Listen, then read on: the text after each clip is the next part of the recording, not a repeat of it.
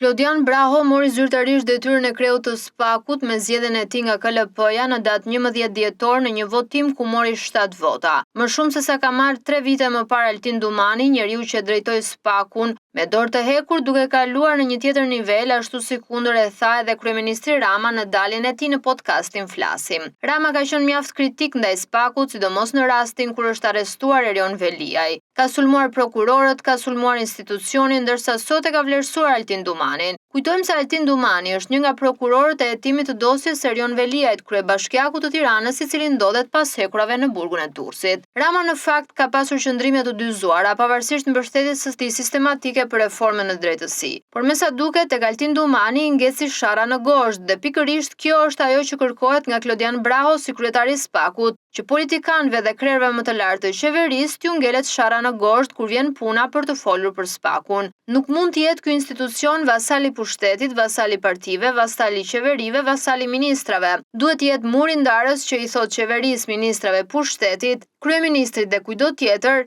ndalu bek se ka hendek, ndal korrupsionit. Shqipëria ka institucione që ju luftojnë, ju pengojnë, ju vëzhgojnë në zbatim të ligjit në mbrojtje të interesave të qytetarëve.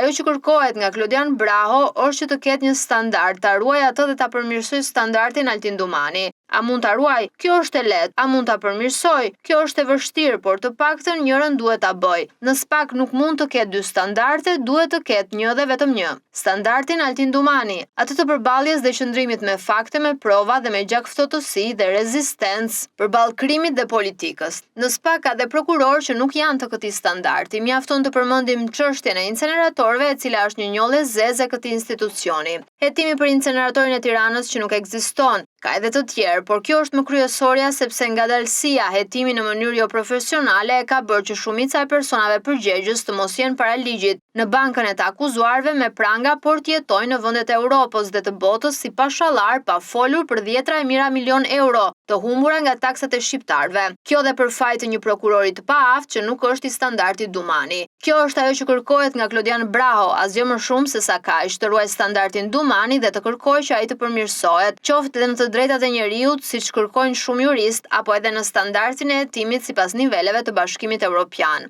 Që SPAK-u me Altin Dumanin ka kaluar në një nivel tjetër, kjo tashmë është e provuar. Pas gjumit letargjik të Arben Krajës erdhi energjia dhe forca e Altin Dumanit. Tani Klodian Braho duhet të përdorë profesionalizmin, durimin dhe mençurinë për ta çuar më tej SPAK-un si institucion dhe për të treguar se nuk ka kthim pas. Dhe kjo është e vetmja rrugë në mbrojtje të qytetarëve shqiptar, jo vetëm për të akuzuar zyrtarët e shtetit, por edhe për të ndërgjegjësuar administratën, zyrtarët, politikën, shtetin se zgjidhja dhe ardhmja nuk janë korrupsioni. Do të përballen me akuzat në rast se fusin duart në xhepat e qytetarëve, zbatonin ligjin dhe vetëm kaq, dhe kjo duhet të jetë kërkesa e pandashme e SPAK-ut, i cili duhet të qëndrojë atje përballë me Klodian Braho në krye apo me kudo tjetër. Mjafton të ketë vullnet, forcë dhe drejtësi që fillon nga ligji dhe mbaron aty ku mbaron ligji. Ligji dhe vetëm ligji është ai që duhet zbatuar dhe standardet e institucionit të vendosura nga Altin Dumani duhet të ruhen me forcë nga prokurorët, që duhet të jenë garant të këtij standardi që i ka dhënë Shqipërisë një hap tjetër në Bashkimin Evropian, një hap tjetër në rrugën e saj të integrimit, dhe këtë e ka bërë edhe previzionit që pati Altin Dumani në krye të SPAK-ut. Mjafton të bëhet krahasimi me paraardhësin e tij dhe disa prokurorë të tjerë të SPAK-ut, të cilët disa prej tyre ndoshta nuk e meritojnë fare të jenë atë institucion për të kuptuar diferencën. Klodian Braho duhet të jetë diferenca.